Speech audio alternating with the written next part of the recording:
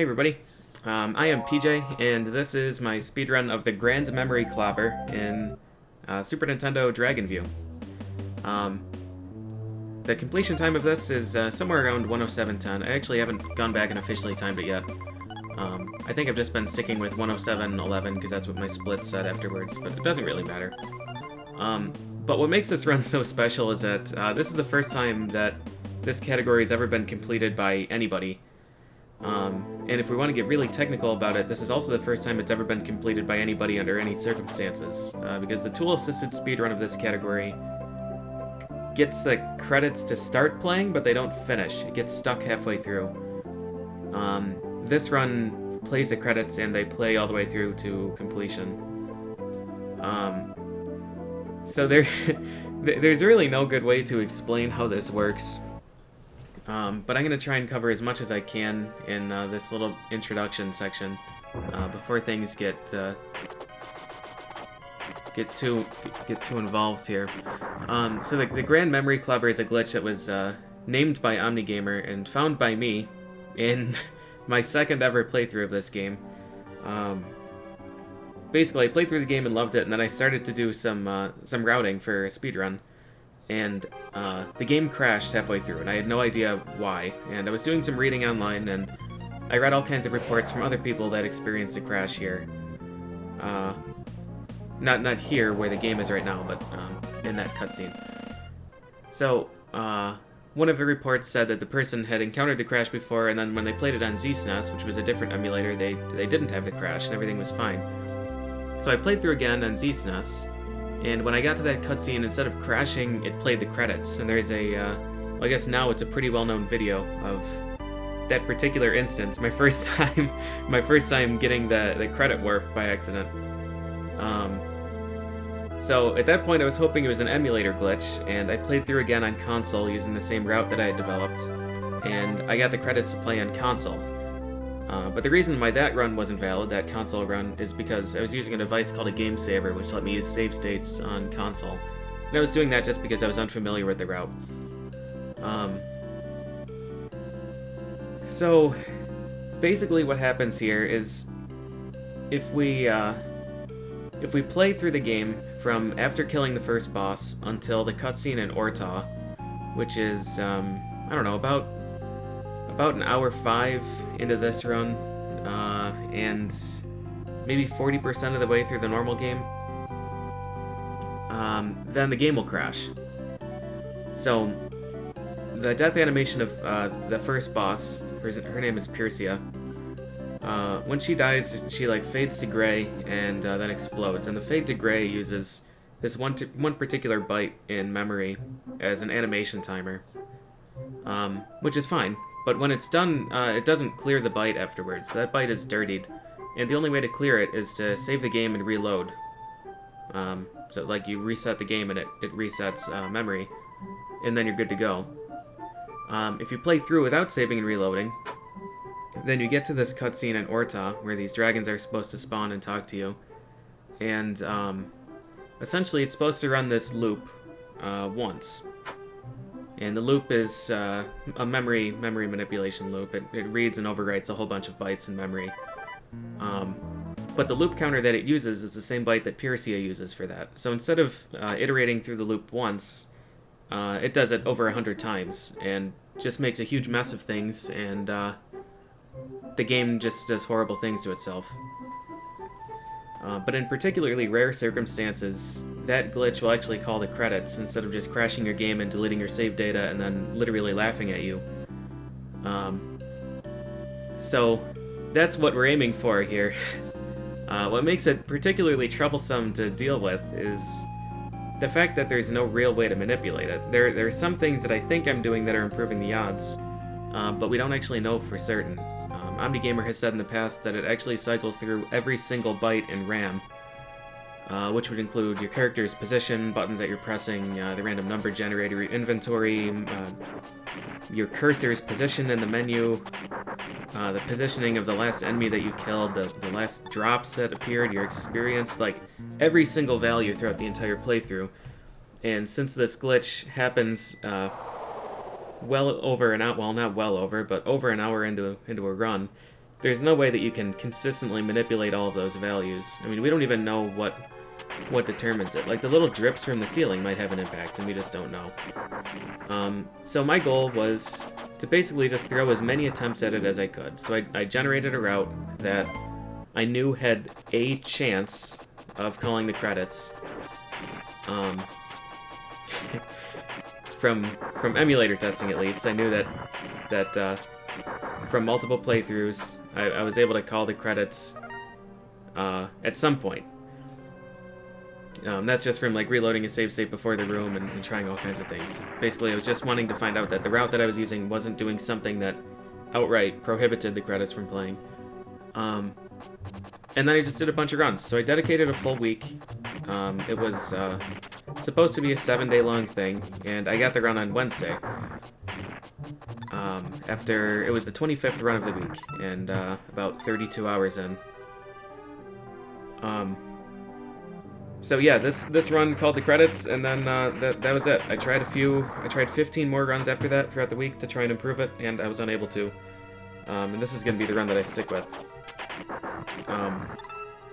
So I'm going to be mentioning some things with this route that are going to be part of my quote manipulation. But again, take it with a grain of salt. It's all this run's like 95% superstition, and then 5% manipulation.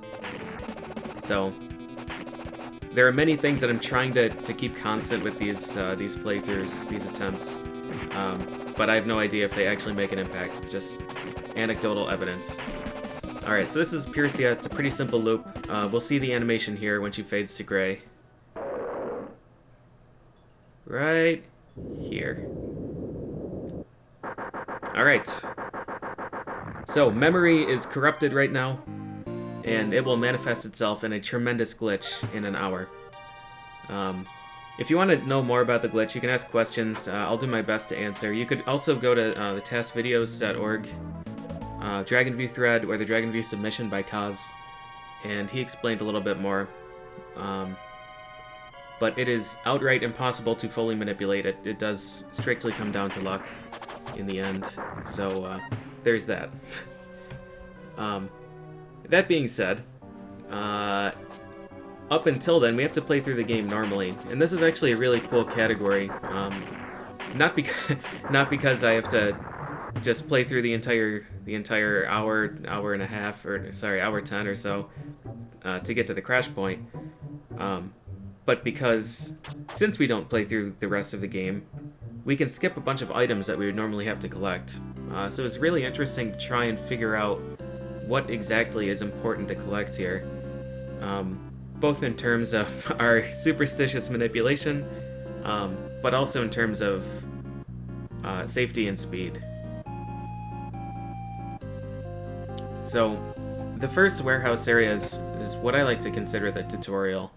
The game introduces you to a few different elements, such as rooms whose doors don't open until all the enemies are dead, rooms that you can pass through without killing enemies, rooms where a chest will spawn when an enemy's dead, the concept of keys and locked doors, interactions with chests, so all enemies on a screen have to be dead in order for you to open up a chest. And it gives us our first upgrade of the run, which is the armor upgrade. So this game uses an extremely simple damage formula. It's simply your total attack power minus enemy's defense equals damage. And it works in reverse as well. Enemy's attack power minus your defense equals damage. When we level up, we gain no HP and no MP. You can only get HP through these HP capacities. I just bought one from Traveling Heart Salesman. Good guy. There are a whole bunch of other ones that I collect throughout the run. When you level up, you only get 4 attack power and 2 defense. That's it. An armor upgrade gives you 10 defense. So collecting that armor in the first area, the warehouse, basically gives us 5 levels worth of defense. And it would just be suicide to skip that, because pretty much everything in the next 20 minutes would kill me in 1 hit. And I think Piercia even would kill me in 2 hits or something. You definitely want to get the armor upgrade. And I actually get another armor upgrade in this run in about half an hour or so.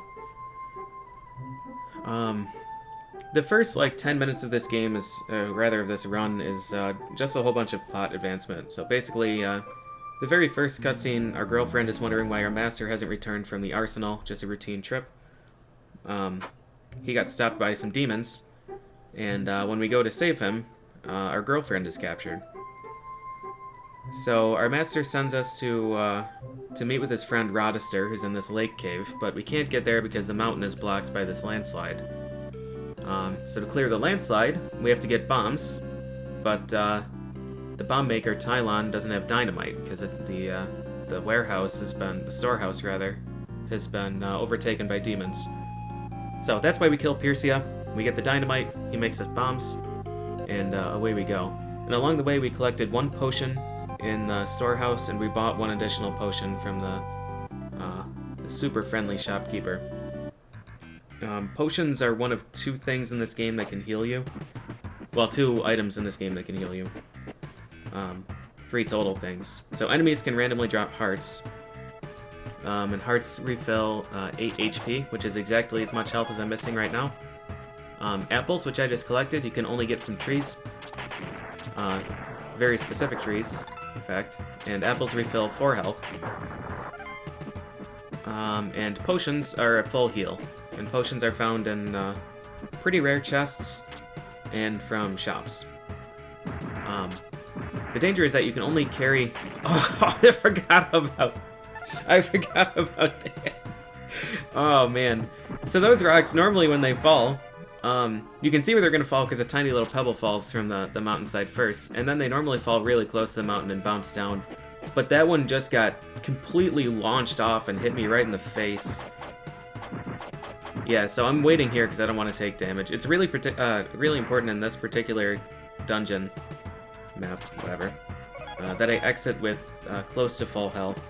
The very least amount of health that I want when I leave here is 16 away from max.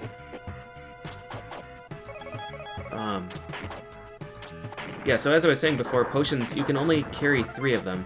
Oh, right. So when you fall off a mountain here, you lose 8 health, but hearts are worth 8. So I wanted to jump off and collect both, so it would be a net gain of 8 health. Instead, I just jumped off and collected exactly 1, so it was a net gain of 0. A net loss of 0 also.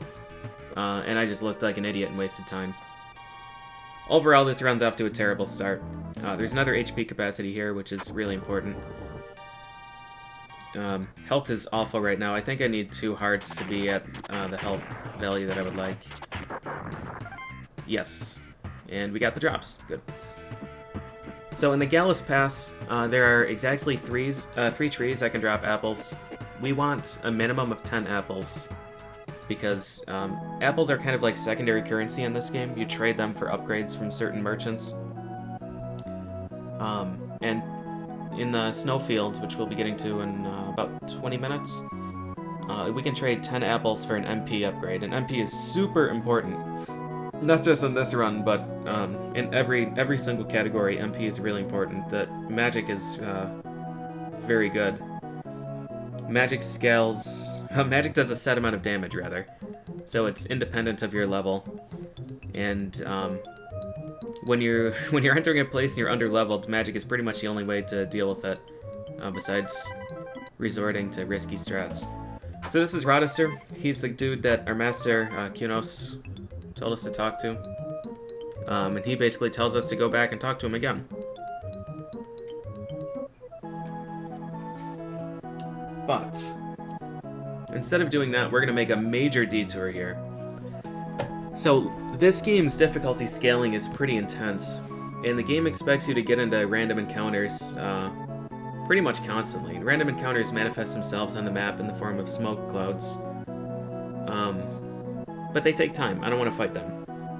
So what I'm going to do instead is go to... I'm going to go to a region of the game that you would be required to go to storyline-wise after the dungeon where this category ends. And to deal with them, I get this attack. This is the sword tech. It's a cool little dragon uppercut thing. I mentioned before how the damage formula works. So if you're at an extremely low level like I am here, and your attack power isn't enough to actually give a positive result when enemy defense is subtracted from it, the game just sets your damage to 1. So you're always able to damage enemies, and every single enemy in the game has 40 health, and every single boss in the game has, I don't know, 182 or 184, one of the two values, I don't remember. What the sword tech does is, post-damage calculation, it adds 10 to the value. So when you use the sword tech on something, the very least amount of damage you'll do is 11. But the trade-off here is that the sword tech drains 8 HP whenever you use it. And even more important here is that once you finish the attack, at the peak of your jump, you become vulnerable again. So you're invincible throughout the entire animation, except for the peak of the jump. So you can get anti-aired, and you can be put in a pretty terrible position. So, what that means is I need to find a safe way to kill these enemies. These are super late game enemies. Well, probably mid to late game for a full playthrough, but they're far beyond my level right now. So, what I want to do is wait for them to get on screen. I'm going to damage boost off the spikes, and then I'm going to go out of bounds. So right now I'm behind the wall. The enemies can't be aggroed. They can see me, but they won't ever attack me. And I'm free to hit them. So what I do is 3 sword uppercuts, 3 sword techs. That does 33 damage. And then I do 7 sword swings. And that's enough to kill them. And you can see we went from level 6 to halfway through level 9. And we're going to do this 4 times. That's going to bring us to exactly level 13. And this loop, as long as we don't get hit by a gargoyle, is usually sustainable. Those 2 jars on the left respawn whenever you go to the map and re-enter, and they always have health. And those health drops are 8 each. So really, to break even, I only need 2 heart drops total from all 8 of these gargoyles, and each gargoyle is guaranteed to drop 2 things. So this is an unfortunate circumstance that you can get into. Sometimes when you try and hit them, they get hit backwards instead, and I can't really spot them all in the corner, so what I have to do is kill the 3 and then reset the 4th one. Try and pull him to the left and go back out of bounds again. And it's a real pain, and I mean, this is really common. It happens almost every time. It's just an unfortunate time loss. But this is a category that can't really be truly optimized, because you can't guarantee the credit warp at the end. So really all I was doing is trying to find a safe way to get through the game without completely compromising my speed, and then just throwing a bunch of attempts at it. So this run is actually... I think this might have been the slowest run out of all 40 that I did this week. But it is the only one that called the credits. So the luck in this run is incredibly bad until the end, where the luck is beyond measure. The reason I have to talk to this dude every single time is because you can't actually draw your sword or use items when there's an NPC in the room. So I can't blow up this back wall or break the jars while he's around.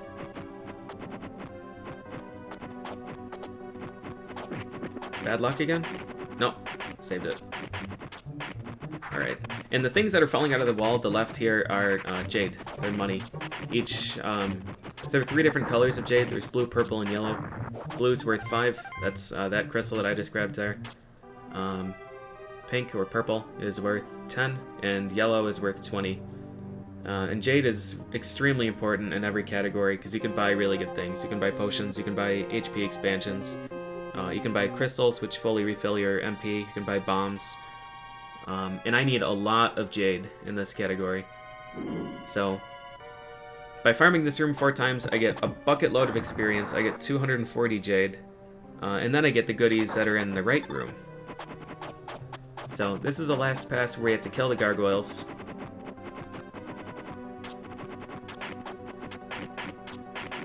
And it looks like I got out of here without using a potion. I might end up using one in the next room. I probably do for safety. The fewer potions that I use during the grind here, the fewer that I have to buy in the shop later, which means I can buy more bombs instead. So I like to get through here using only one potion. That lets us buy, usually, 13 bombs. And that's enough for the rest of the category. So this chest has 1,000 jade, which is excellent. And then... oh yeah, nope, it looks like I didn't have to use a single potion, so that was great. When you reload this room, you don't even have to go to the map. You just have to leave the room to re-enter. That jade in the wall reappears. So you get 60 jade every time that room loads. So actually, all things considered, that was a pretty good grind. I just had the one gargoyle that escaped. Okay, so having done that, we're level 13, and that is exactly the level to guarantee a one-hit KO on nearly every enemy in the next dungeon. And that just speeds things up tremendously. I mean, the levels you have to get at some point. You just have to, or else you're going to be losing a million seconds. So instead of just staying like at the curve or a little above the curve throughout the entire run, we go way above the curve and then just kind of lose we lose our lead progressively as the run goes. So we are like 6 levels higher than we should be for this cave, and then for the next dungeon we're about 2 levels higher than we should be, and then for the final dungeon we are just about at the right level. Okay, so now we can do what Radisser told us, which is to go back and see our master. We have to go back there because our master has this, the serpent scales, which is an item that is necessary to enter the fire cave. And at the very beginning of the run, when I first left the first town, I went on one of these things that looks like a compass, and I stepped on it and it turned yellow, and this one turns blue. These are warp points. So there are 5 different pairs of warps in this game. The pairs just take you to the other one of the pair that you step on. You have to activate both of them for the warp to be active.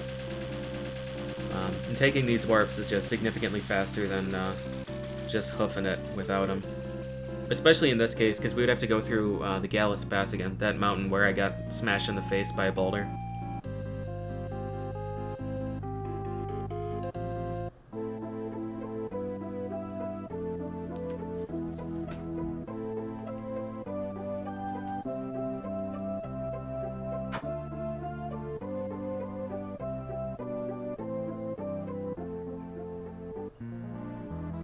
So the serpent scales are, I guess I'll talk about bombs too while we're on it. The serpent scales are a key item that is consumable, and if you run out of them, then you just go back to Kunos, and he's like, wow, you used all the serpent scales?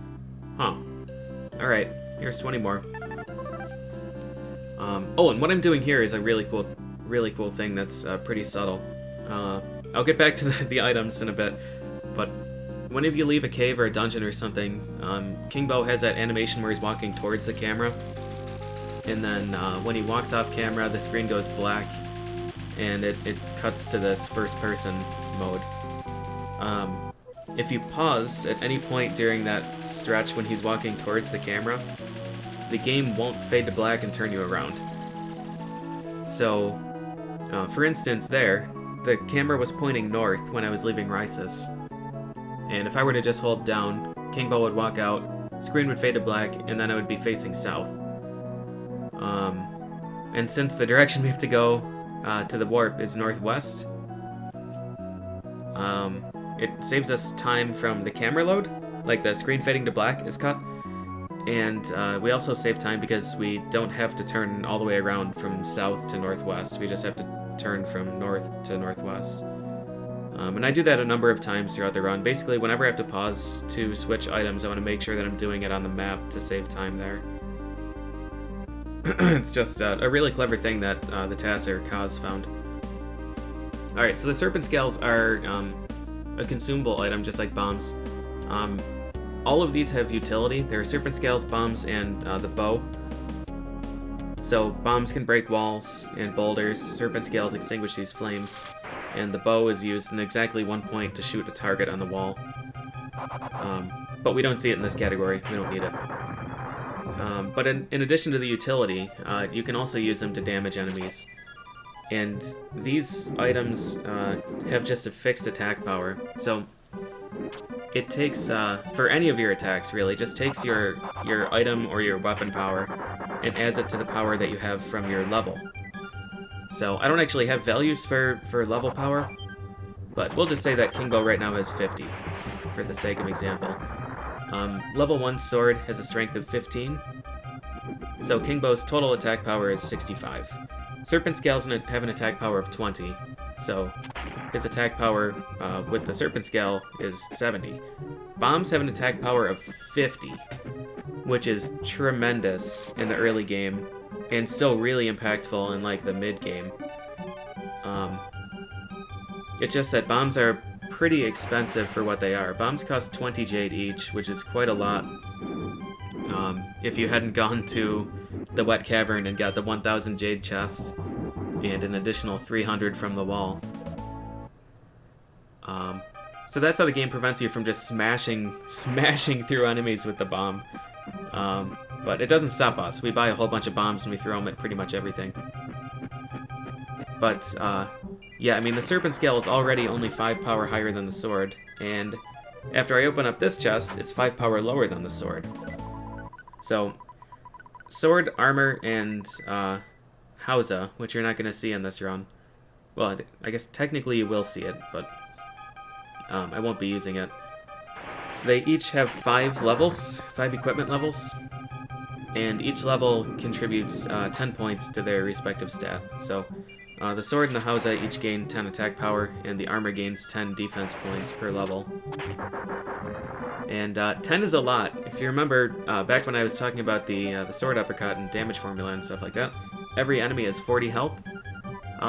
So the difference between level 1 sword and level 2 sword is literally a quarter of enemies' life bars. Assuming that my level is appropriate and I'm not just getting the sympathy 1 damage. So, with sword level 2, I'm able to kill every single enemy in this cave in 1 hit. And it's just really good for just like efficiency, just navigating the caves, killing enemies that I have to. You might be wondering why he took 2 hits when I said every enemy can be killed in 1. If I did the sword tech, he would have died in 1. I'm not actually sure why I didn't there. It's just a lapse of judgment. But yeah, being at this level just means that I can clear all the enemies away in rooms like these where I have to. I can just clear them away extremely efficiently. And I can scoop up just tiny bits of experience here and there without losing any time. So instead of like being a low level and just like doing the minimum number of rooms because it takes too long to kill enemies and then continuing to be low level, we're a super high level and then just killing every enemy so that our lead, we're still going to be bleeding away our lead, but it's going to be slower because we're picking up so much experience along the way. Alright, so this boss is, well, I've been calling him the Genie, but I think he's Ifrit. He's super dangerous. He likes to counterattack everything that you do. So what I want to do is get him into this counterattack loop, and then start dunking on him with bombs. Normally hitting him with the Serpent Scale at the beginning triggers him into the punch loop, but I got the rare pattern, where he started immediately with an invincible attack. So it didn't quite work out as planned, but was still a really good fight. But even, like, right there, you can see the power of bombs. Bombs were doing, like, 30% of his health. They're just tremendously powerful.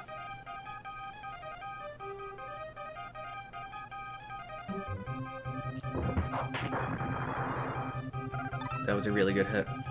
It's really tough to group up those pirates as 4, because they can move backwards at the same exact rate at which you can advance. And the sword uppercut has a bit of a delay, so you can never really gain ground. And the moment that you stand in place to do the uppercut, they just continuously move away and then you don't hit them. So getting all 4 of them with that is pretty huge. But the fire cave is a pretty simple dungeon. Really, you just extinguish the flames that are preventing you from moving forward. There is one major backtrack here that makes it kind of a pain. Oh, and right here, I went through the good luck door. I'm not supposed to go in here, but sometimes muscle memory brings me up there anyways, because that's the backtrack point. So sometimes my brain sees me enter that room and it's just like, oh, okay, it's time to go up through the north door, but no. Yeah, this cave is pretty linear except for that one major backtrack with the 2-tiered flame tower. You can't extinguish it from the upper level. You have to drop down and extinguish it at the base. And you can't jump over any of the obstacles in this game that are like plotline obstacles, like the boulder in the Gallus Pass. That boulder is what requires you to go and get the dynamite and open up the shop to get bombs and all that stuff. That could be circumvented if you could just jump over that boulder, but you can't. The boulder is infinitely tall, even though its sprite is only 1.5 king bows high. It's the same thing with that fire tower. There is a glitch in this game that lets you double jump in the air if you take damage and pause. But in that case, you can actually jump all the way up to the ceiling and then jump past the ceiling, and the game screen wraps you.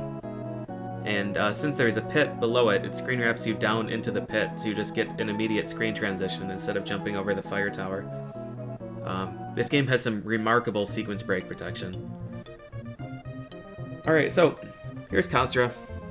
The reason we went through the fire cave is to get the fire ring, and that lets us go to the snowfield, which is accessible through Khosra. This is where we're going to do our one and only shop trip here. With this amount of money, I could buy 18 bombs safely, but I don't ever need 18 bombs. You would never do this shop trip in the 100% category or in the any percent no Grand Memory Clobber category. But I do it here because I don't have any use for Jade beyond this point.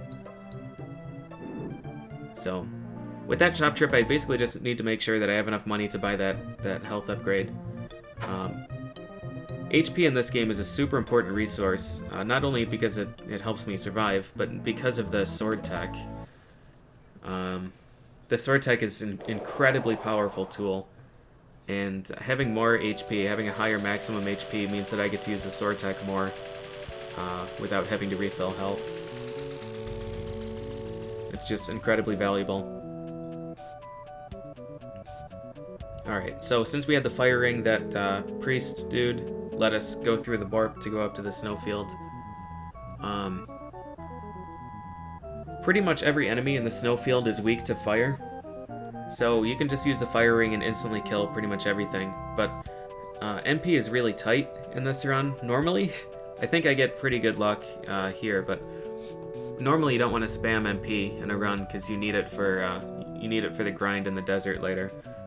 So what I'm going to do is grab 2 MP expansions, and I'm going to grab one here before I kill these guys, because each of them have the ability to drop 3 things each.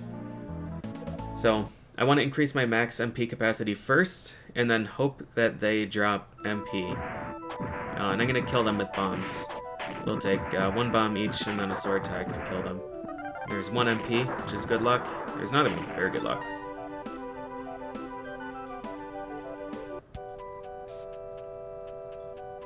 Now we just head southwest to the fruit exchange.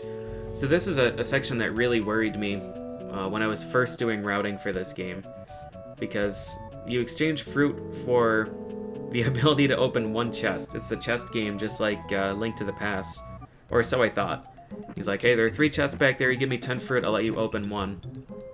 And I was like, well, great, you know, if you don't get the MP capacity upgrade, then you just have to reset. But the game is really nice about it here, and you are guaranteed to get the MP capacity from no matter what chest you open on your first visit. And then after you have that, it's random. Once again, here I'm going to do the pause trick, because I have to head northwest. So I'm going to pause, equip the fire ring, and now instead of facing south, I'm still facing north, and I can just head up here. So the fortress has a really strange and difficult boss. I want to use 4 casts of the fire ring on the boss, or sorry, 5, which costs 5 MP. I have 6 right now, and there are 2 obstacles that I need to break with the fire ring. So the very minimum MP that I want is 7. So I need 1 more MP drop at the minimum. So I kill all of these gargoyles. They only take 2 hits at this level. I got my MP, so I should be good to go. What I would really like is 1 additional MP, 1 beyond minimum. Because there's 1 chest here that I would like to get, and that's behind an ice wall again. So, we got another MP drop. Our MP is in a really good spot. And beyond this door is the meltable barrier. So, 6 MP is great. We don't need any more. I'm just going to continue to kill enemies anyways, because you can always benefit from more MP.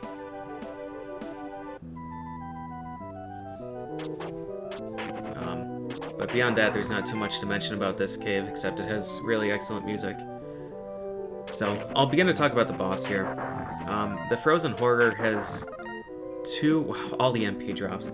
He has 2 phases, and above, well, standard phase and then a desperation phase, which is triggered whenever he drops below 50% health. So what you would ordinarily like to do is bring him as close to 50% as possible and then hit him with something big.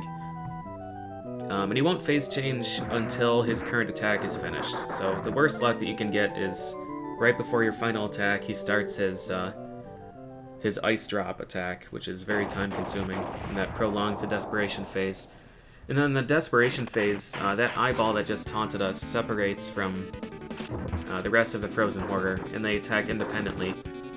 And the eyeball is the one that we have to hit, but the eyeball has extremely generous iframes and moves around randomly.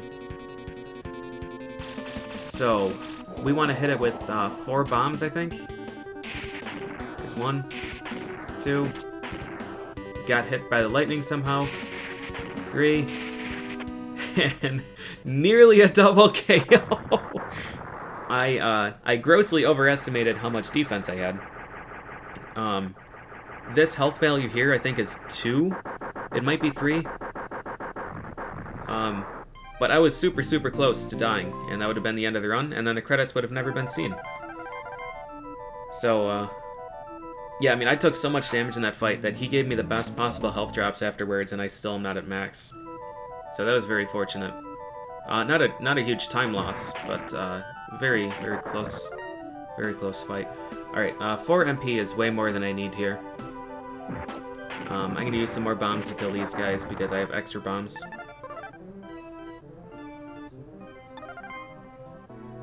So, in here is a crystal. We got 1 crystal from the lake cave. Rodister gave one to us. We bought 1 extra crystal and we just picked that one up. So we can fully refill our MP 3 times. And we have really good MP here, so we're sitting pretty for this run. I make a detour here because of superstition. So this run was run number 25 of the week. Run number 18 was playing through, and I'm not supposed to collect that Hausa because I never use it in this category. I use only the sword.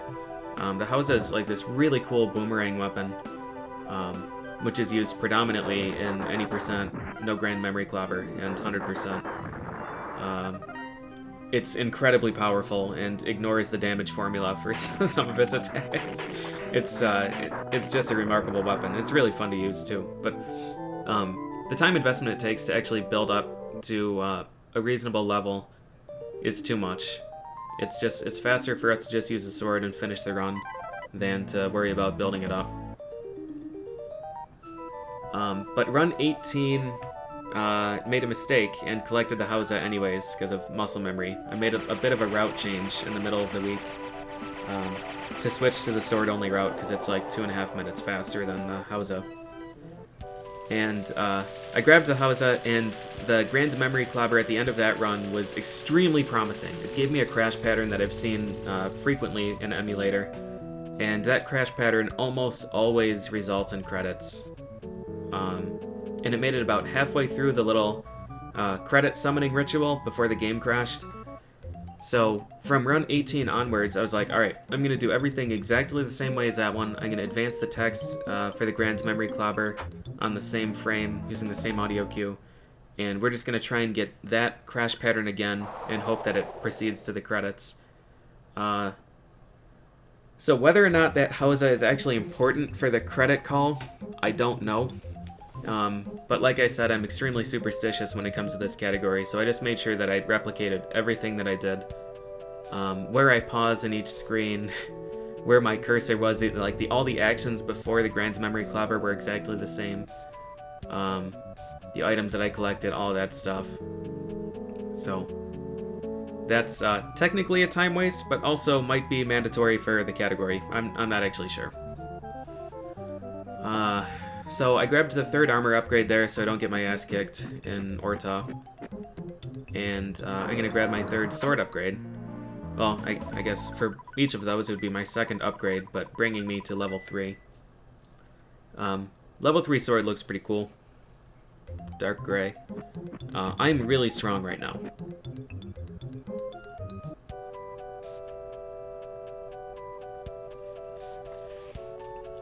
Alright, so this is the Kyra Temple. I don't really remember why we're here. Actually, no, I think... So after we killed Persia, there's a cutscene with the Demon Knight, the demon in the gray armor that shuffles around. And he's having a conversation with the dude that captured my girlfriend. I think they mentioned going to this temple in that cutscene. I don't remember what the significance is of this. It's been a long time since I've actually cared about the plot in this game. So, I apologize, but I don't know. I'm sure there's some relevance to why we have to come here.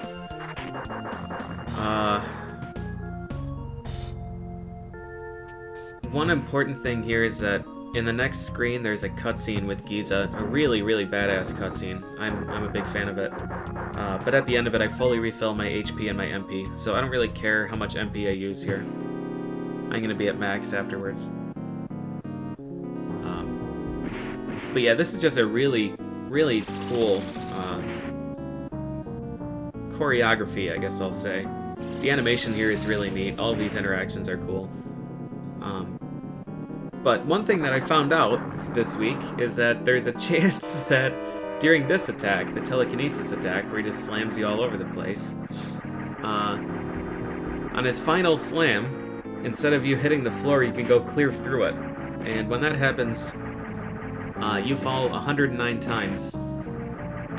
You fall through the floor and then appear at the top and fall through the floor again 109 times, and then you hit the floor on the 110th. And it costs about a minute and a half, which is pretty great. Excellent way to lose time. We didn't know what caused it, but it seems like it happens if I push buttons when I enter the door, particularly jump. But I need to look into it a bit more. But that happened in 4 of my runs out of 40 for the week. So that was cute. But it didn't happen in this one, so that's pretty nice. One point here is that he brought me down to 1 HP or 2 HP, something like that. You cannot actually die in this cutscene. So if I didn't get those health expansions, or I entered with lower health, Giza would just do less damage to me. Well, rather I should say, I have not found a way to die in this cutscene. It might be possible, but it's never happened to me. Alright, so this dude just heard what happened, and came in and healed me, and away I go. He tells me to go talk to Methraton, I think. And that's like the classic Oracle professor guy who knows all about the dragons and my ancestry and my tie to the dragons, which is good because I don't know what that is. But we have to talk to him because he's a plot element. I got super bad luck in this room. This room is really sketchy because I want to not use a lot of MP, because we're going to need to use our MP for the next grind in the desert. We got super good drops. Wow. I thought this run got significantly worse luck than this.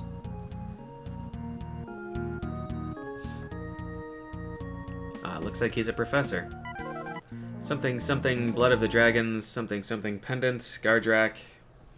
None of that's gonna matter, because when I go to see the dragons, the game's gonna crash.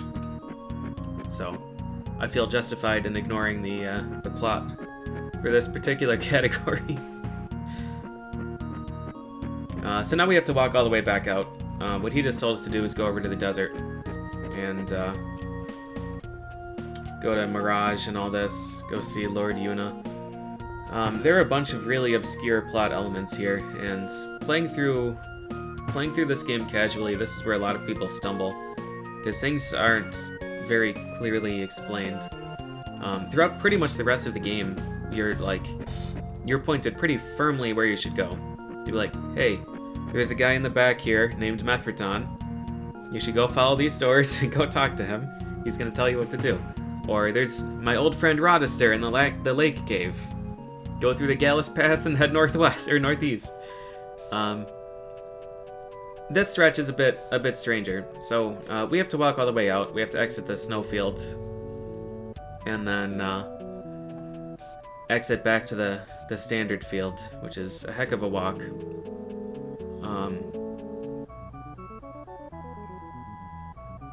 And then we have to go to the quicksand cave.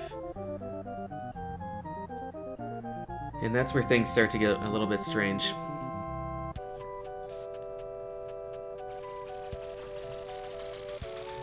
Alright. Well, so one other thing that I should mention, I suppose, is that after killing the frozen Horta, I collected the ice ring. And the ice ring is actually something that you're required to get in this... not in this category, but in this game. Because the ice ring is needed for... not Ortah, not the next dungeon, but the dungeon beyond that if the game were to not crash and continue. You need the ice ring to freeze water. And I'm not actually sure if they mentioned that. I mean, it's pretty hard to walk past that chest and skip the ice ring. But I guess if you did, you would just kind of be screwed.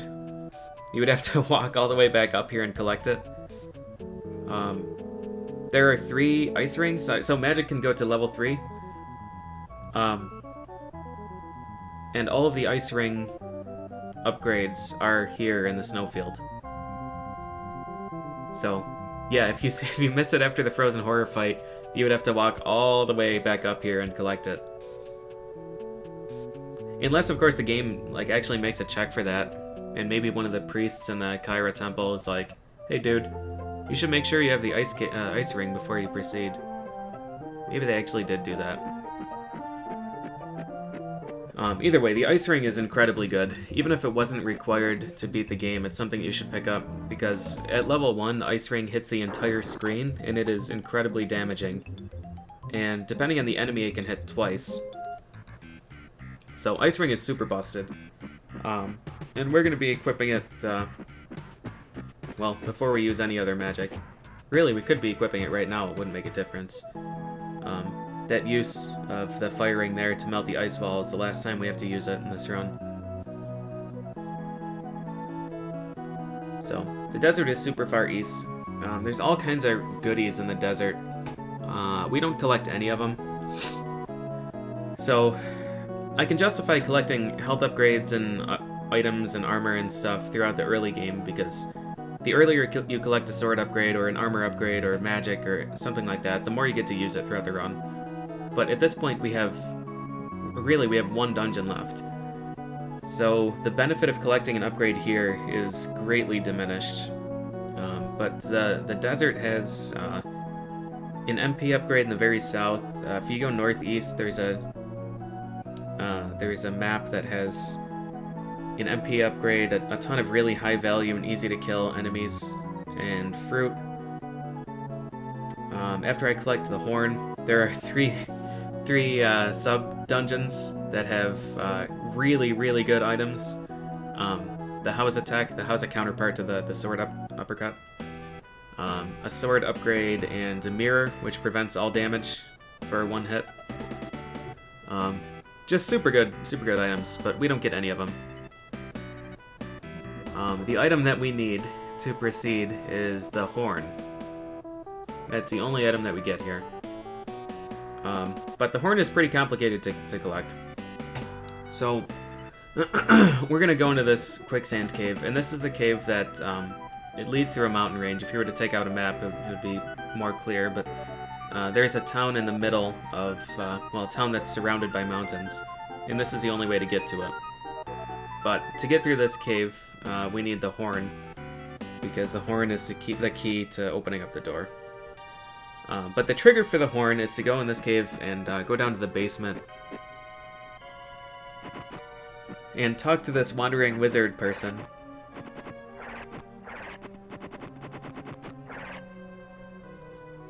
This guy here.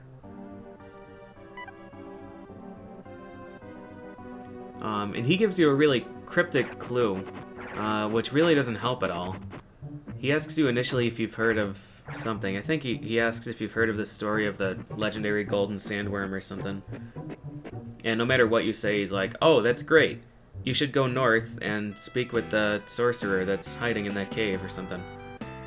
But if you go up there, like, the only guy that's in this desert is a dude that'll heal you and save your game.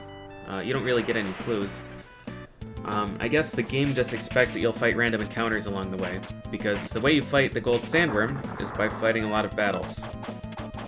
So after triggering that quest, the golden sandworm will appear beginning in Battle 7. Or rather, it has the ability to appear beginning in Battle 7. But he's not guaranteed. The latest that I've fought him was Battle 13, which is pretty awful luck. The worst that I've gotten throughout the entire week was Encounter 12. We'll count here. This is Battle 3.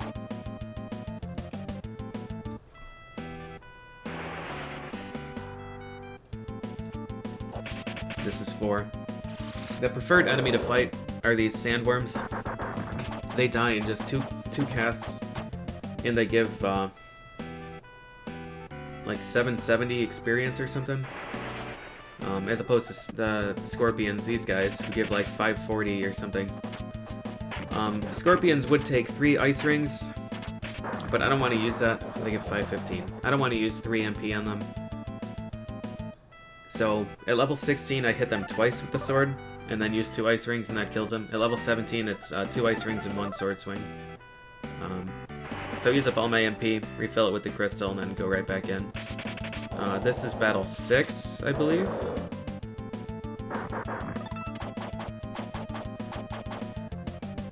So beginning right now, we can encounter the golden sandworm. And this grind is the reason why we take so much MP here.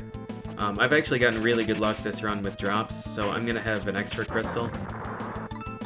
But the route that I take is pretty much necessary, because you can get screwed out of MP drops and you have to use a crystal in the fortress.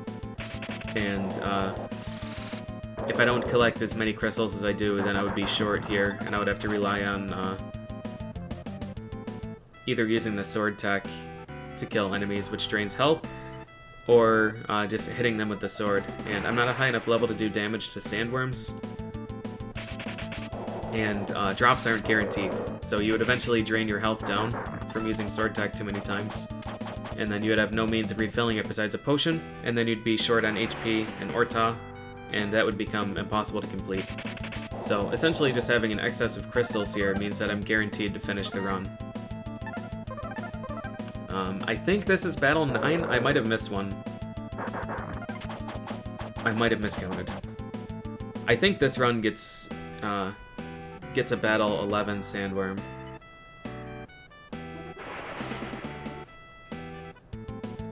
No, here he is. So that was 10 by my count, but I think I missed one. Bombs at this point are still super powerful. My sword is an attack power of 35, and bombs are 50 still. So bombs are great. That was really poor luck.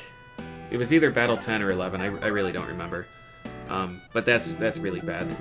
It's not uncommon to get Battle 8 or 9. Or rather, it's not uncommon to get Battle 8 or 7. It's very common to get 8 or 9. Yeah, so we have the horn.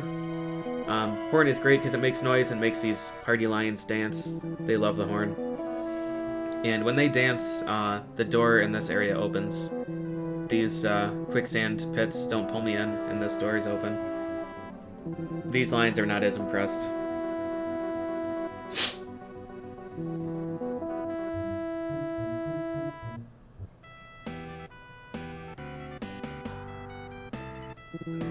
So at this point we have one minor dungeon in the next town, and then we have Ortah, and our MP is pretty good. Our MP is actually really good, considering the luck that we had in the desert. So I shouldn't have to use Crystal again. 6 should be enough MP. I really like this because for some reason in this cutscene, you still walk in place while you're stuck. For some reason it still takes input there. I'm not really sure why, but it does. All right, so talk to Lord Yuna. She knows what's up. She knows who I am and what I have to do. The secret to entering Ortah is to play the horn a specific way. I'm not good enough at the horn right now. I'm just kind of blowing the horn and making noise. And Ortah is not going to be impressed with that. So we have to find the better music. And that is locked in the basement. To get to the basement, we need to take this key from Ruth. One other thing of note. After talking with Lord Yuna, I transitioned the screen on the very far right side. And it looks like that was just a waste of time, walking all the way to the right wall before transitioning the screen. But that's another thing that that is actually slightly less superstitious than collecting the Hausa, because we know for sure that the game does keep track of what your position was when you last screen transitioned in town. So essentially, just by hugging the right wall, I'm eliminating that as a variable. I'm guaranteed to always be in the same X position during that screen transition. So that actually is something that has a measurable impact. This entire basement's just filled with gargoyles, which kind of sucks. That one in particular is extremely rude. If you don't know that he's there, he's almost guaranteed to hit you, and that floor will just crumble under you, and you'll go into the basement, and you'll have to backtrack all the way back to the beginning. The gargoyles in general are really awkward to fight. Our only experience with them in this route so far has been fighting them from out of bounds, which is a significantly different experience than fighting them when they can retaliate. Because they counterattack really aggressively, and they're really good at throwing out just like some lingering hitboxes. So you're invincible during the cast animation of the ring and during the sword uppercut, but they'll just plant the hitbox on you, and then the frame that you're vulnerable, that hitbox will hit you and you'll take damage. So it's a real pain to fight them. One thing that I do is try and aggro them with the ice ring in that basement, and then buffer the sword attack by just holding the X button. So on the first frame, after the animation is complete, I'll immediately begin another invincible attack. And that circumvents the counterattack from the gargoyles, but sometimes the gargoyles don't fall for it, and they just won't get baited into a counterattack then. They'll just like keep their distance, and then when I whiff the sword attack, they kick me. It's just a real pain all around. Alright, so we have the upgraded horn. It doesn't sound as good, but I play it anyways because it makes noise.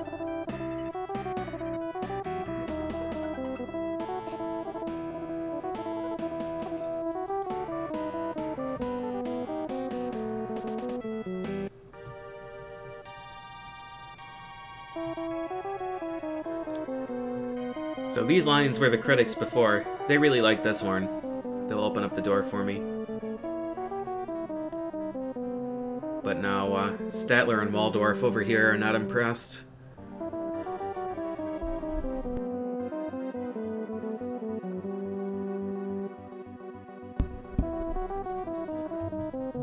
Alright, so this is the whole reason we got the horn. We have to play it on this hexagon, and it makes this road appear. And at the end of the road is Ortah.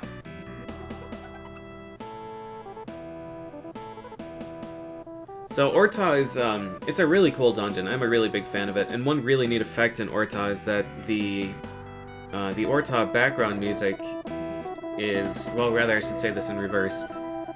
This horn music is the same as the Ortah background music. Which is pretty neat. Oh, I forgot my head despawned on the map in this run. Yeah, that's been happening this week, and I don't know why. I don't know if the Grand Memory Clobber actually had any lasting negative impacts on my cart or not. Or if these are just rare events that I haven't encountered before because I haven't played this game for 60 hours in 1 week. But that's something that happened. These Minotaurs will hit you if you're not far enough away on the depth axis, which is a pretty cool touch. So this room's really hairy. In that chest is a sword upgrade, which is something that we desperately want. I don't know why I didn't just use the sword tech on him. So the damage I was doing to those warlocks was like 2 or 3. Wait, level 18... No, I think I was doing 1, because I think... No, sorry, I was doing 2. Because now I do 12 damage. So now I have the big boy sword, and these guys get the pain. So these guys now at level 18, right in the face. Oh, goodness. I almost actually died to these guys. I forgot how bad this fight was. At level 18, I can either kill them with 4 sword swings or 2 sword swings in the sword tech. At level 19, they die in 3 sword swings. So it's pretty standard for me to have to use a potion there. And now we just equip the ice ring for the rest of the dungeon. Ortah is a dungeon that it seems really convoluted and very confusing. But as long as you get the key in that first room, things are pretty okay. You're pretty much good to go. This sandworm is the same sandworm that was outside, except he gives us less experience. Sword 4 is just incredibly powerful. Right now, we aren't actually over-leveled. 18 is a level where the game's pretty comfortable with me.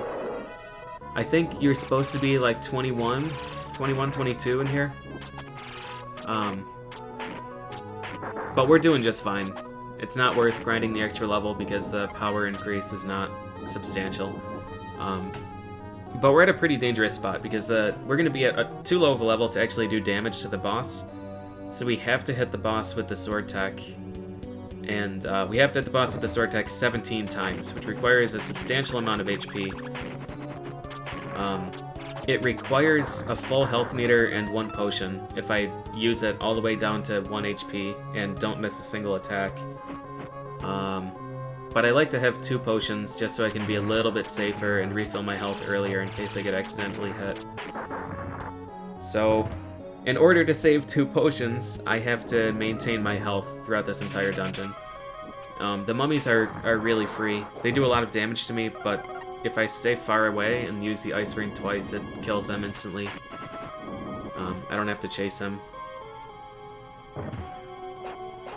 So, the gargoyles I really don't have to worry about too much either. They don't do a whole lot of damage to me at this point. It's more or less just making sure that I don't get anti-aired by the wizards or the mummies.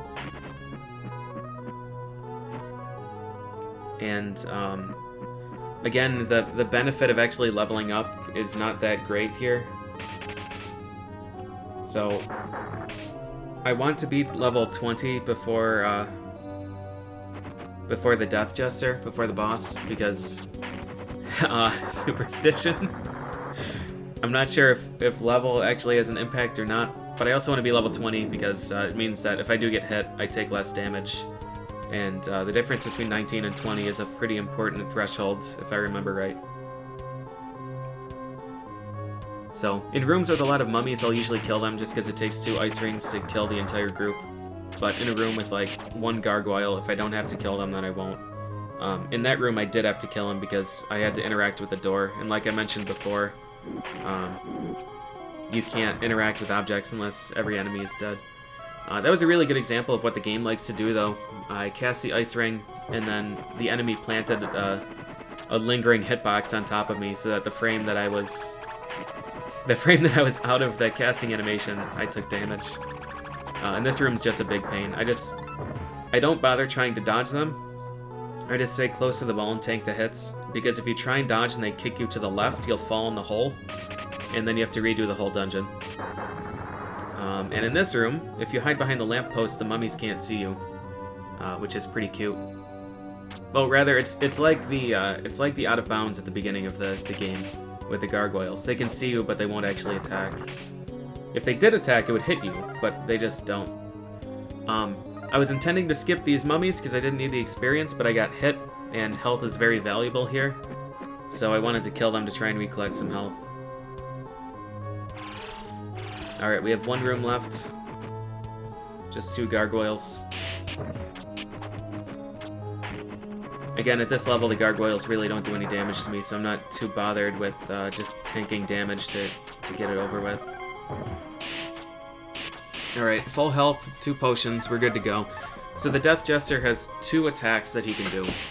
He can either shoot the sparkly fireball thing from the sky, or he can drop down to your level and smack you with the rod.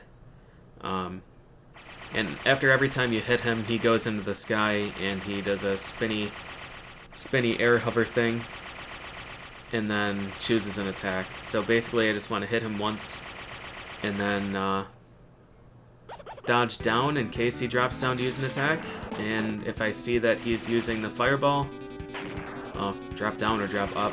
If I see that he's using the fireball, I just plane shift back in and use the uppercut. It's a pretty simple fight, but it's really tense because this is the last fight in the run, and if I die here, then I just lost a whole bunch of progress.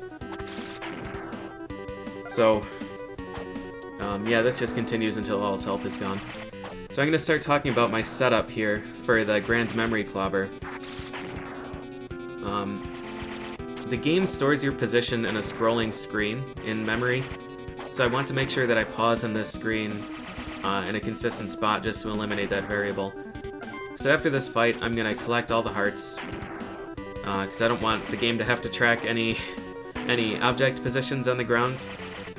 So I'll just pick all those up, and then go in the bottom right corner, and for some reason jump swinging has an impact on memory values too. So I go to the bottom right corner, jump swing once.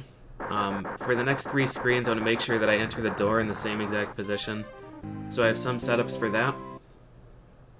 I equip the horn here because inventory cursor position matters. And I do 3 sword swings in this room because of what I did in run 18, which was the near miss that I mentioned before. So I get on the right pixel here, that one there, 3 sword swings, or 2, whatever. I think you only have to do a sword swing, but tradition. And then we enter this screen, and I'm going to advance text on the same, using the same audio cue as before. And I actually get a bad result, and I start mashing buttons, because you can change the result that way.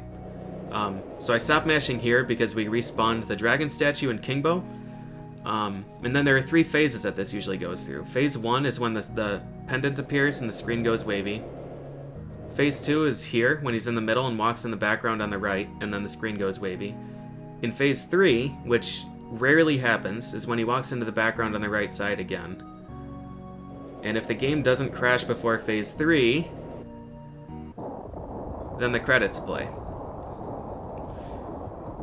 So, it's actually really remarkable that the credits play normally without any graphical issues. I'm pretty shocked at that, to be honest, considering what the screen looked like beforehand. But, yeah, like I mentioned before, the Grand Memory Clobber is wildly inconsistent, and I only have some idea of... I basically only know the tip of the iceberg for what impacts the results here. And I was just trying to do whatever I could to minimize the variables. I'm certain that some of the things that I do have an impact. A lot of the other things are probably just placebo. So you are okay. I am, but the cart probably isn't. So yeah, this is the first time that the Grand Memory Clobber has called the credits in one continuous run on console. This is the second ever time that the credits have been called on console through these means. But the first time I did it was using the game saver, and I can't be sure that the game saver didn't have an impact on memory values, because it has done some weird stuff in the past. So yeah, this is, I mean, it's a thrill. I was over the moon when this happened, when I got this run. I was just in disbelief. I was staring at the end screen for about 2 hours, just talking with chat, because I couldn't believe it. I expected to play through the entire week. I expected to do about 60 runs that week, and I wasn't expecting a single success. I was expecting to just have to continue and do like 1 run a day, or 1 run per stream for like the next year. And even then I wasn't expecting to actually get it. I was pretty much just resigned to the fact that the game would outlast me and I would burn out far before I would actually call the credits. So the time in this run's pretty terrible. This, again, by whatever my splits said, was a 107.12. I've had runs that were 2.5 minutes faster. I've had runs that were 3 minutes faster, actually.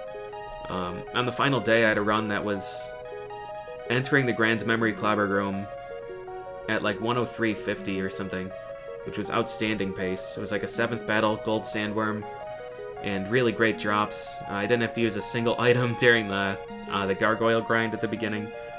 It was just outstanding.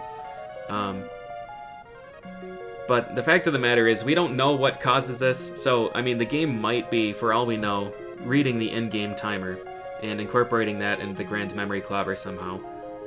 So, it might be something like, even if my pace is super good, then I can't use the same setup, because when it gets to the in-game timer, whenever it gets to that part of the code, it just crashes instead of triggering the credits. Like, we have no idea. We have no idea what causes this. So some fun trivia, I guess, for the tool-assisted speedrun. Kaz did a tool-assisted speedrun of this a number of years ago and got like a 101 or something. And that task used my RTA route, because we had no idea what influenced it. So he was like, I'm just going to take this run, I'm going to pause in the same spots. It was basically a theory task for what I was doing. He manipulated drops and stuff, but he collected a whole bunch of stuff he didn't have to, and used the same setups everywhere. And he managed to get the credits, but the credits didn't finish the game. The credits crashed halfway through. And then he was like, I'm really unhappy with how unoptimized this is, so I'm going to go back and improve it. And he improved it by 10 minutes. Like, he completely clobbered it. It's a really good task.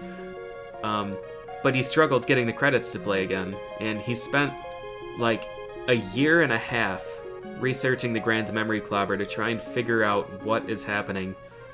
And his final conclusion... Actually, you know what? I should just... Let me bring this up so I don't misquote him. SNES, Super Famicom...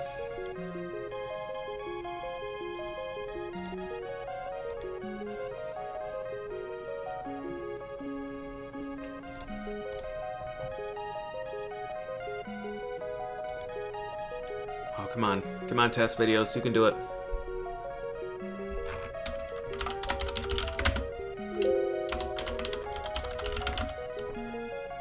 Dragon View. Author's comments. Okay. What Kaz said after investigating this was, quote, "In my professional opinion, after testing this for 1 year, for all practical intents and purposes, I'm saying it comes down to luck." So, he has a pretty detailed breakdown of all kinds of things that he tried and things that he's noticed and RAM values. But even in a tool-assisted speedrun, he had trouble getting the credits to play. So the fact that this happened on console is just miraculous. I'm pretty pumped. I really am. One other really fun thing here is that even if you enter the final room where the Grand Memory Clobber takes place, if you enter there with every single byte and RAM being exactly the same, if you save a save state in that room, you'll get different results for the Grand Memory Clobber depending on when you advance the text. And that is tied to the flicker animation of the torches in the background. So even in the Grand Memory Clobber room itself, you have 24 different results of the clobber, depending on when you advance the text. And some of those results might be the same. So I guess I should say 24 possible different results. The torch flickering animation is 24 frames, 17 hex.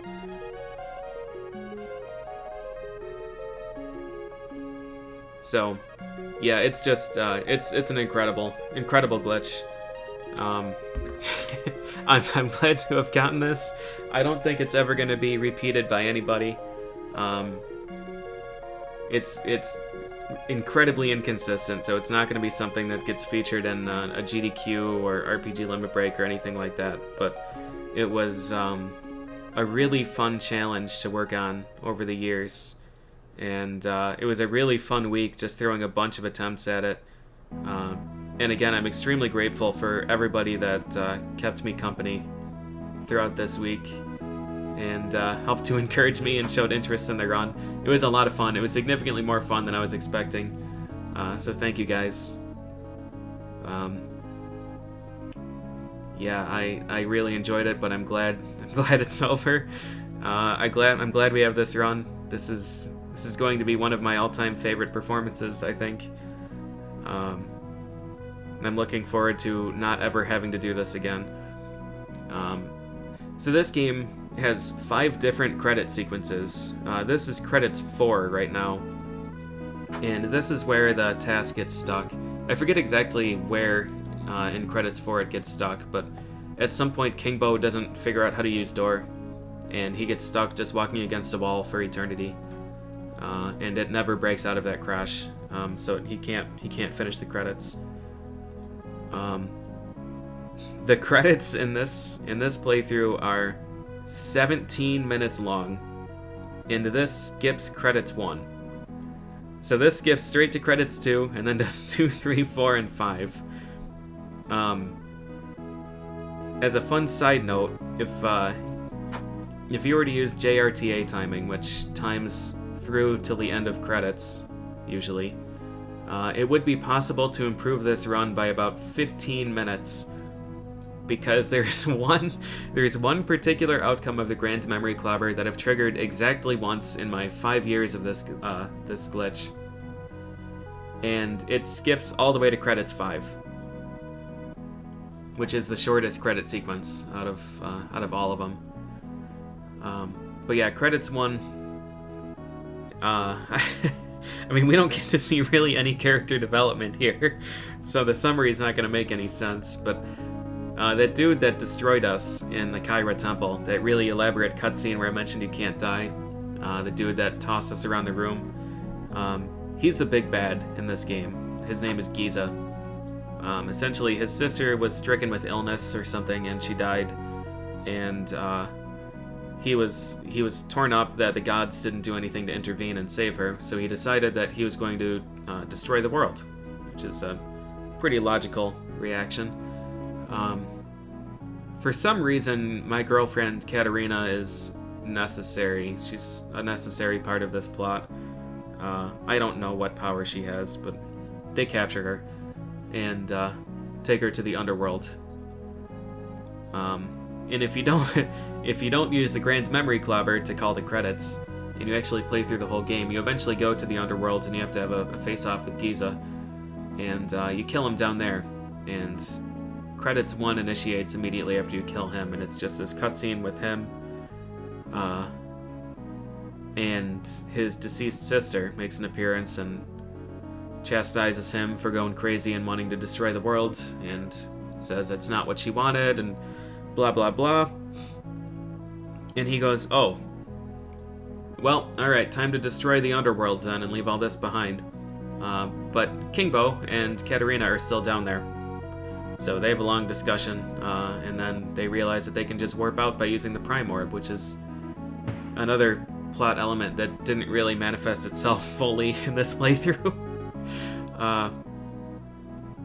So the very first frame of, well, not like in-game frame, but like animation frame of the cutscene that we see, where the cliffside is shaking and then a shiny orb gets fired out of the cave. That's Kingbo and Katarina. That's them escaping from credits 1.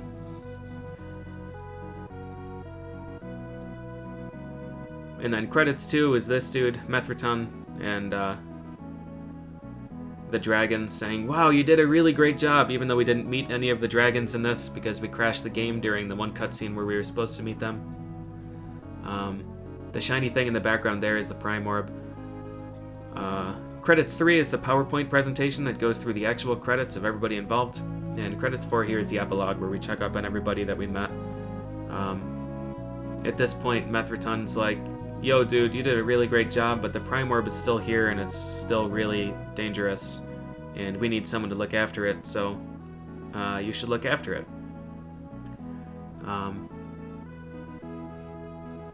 And now King Bo and Katarina decide to get married, and then King Bo is going to rule over the region as rightful king, King Bo the First, and they all live happily ever after. Ta-da!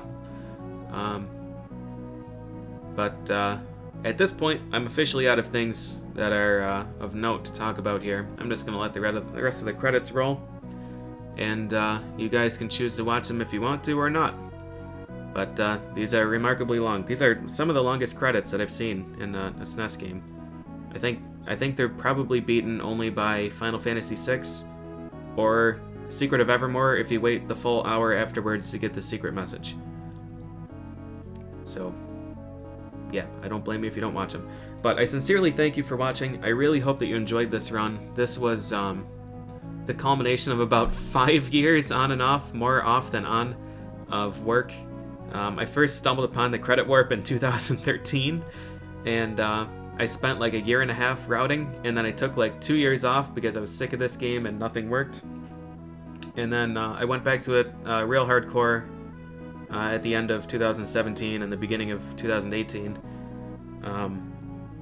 I had to revamp my entire SNES recording setup actually just for this run in particular, because Dragon View is so crazy with resolution changes and all kinds of other weird sync issues. So I had to get a new SNES. I'm recording raw RGB through the OSSC. I had to get a new capture card because no capture card would keep sync with this game. So it's been a long journey, a long and expensive journey. But I'm thrilled to have finally gotten the credits to play. This is incredible.